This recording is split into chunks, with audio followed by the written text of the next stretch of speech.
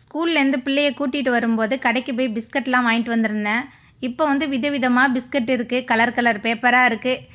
எல்லாமே வந்து சாக்லேட் கலந்த பிஸ்கட்டாக தான் இருக்குது பாதி பிஸ்கட்டே. ஆனால் நான் ஸ்கூல் படிக்கும்போதெல்லாம் அந்த ரூ. 3 டைகர் பிஸ்கட் இருக்கும், நல்ல டேஸ்ட்டாக இருக்கும். அப்போல்லாம் வந்து பெட்டி கடை, பால்கோவா, அல்வா எல்லாமே பெட்டி கடையிலே கிடச்சிது. இப்போ பெட்டி கடையை தாண்டி நம்ம சூப்பர் மார்க்கெட் போக ஆரம்பிச்சிட்டோம். இப்போ வந்து பெட்டி கடையிலையும் அதே ரேட்டு தான், சூப்பர் மார்க்கெட்லேயும் அதே ரேட்டு தான்.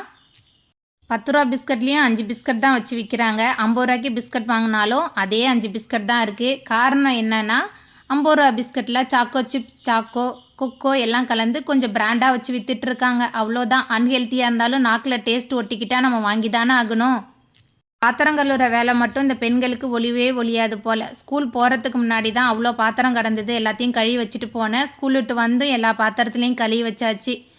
ஈவினிங் ஸ்நாக்ஸுக்கு பிள்ளைங்களுக்கு கடையில் வாங்கிட்டு வந்த மிக்சர் இருந்தது, அது கூட காஃபி வச்சு ஈவினிங் ஸ்நாக்ஸு கொடுத்தாச்சு. வீடியோ பிடிச்சிருந்தா வீடியோக்கு லைக் கொடுத்துருங்க.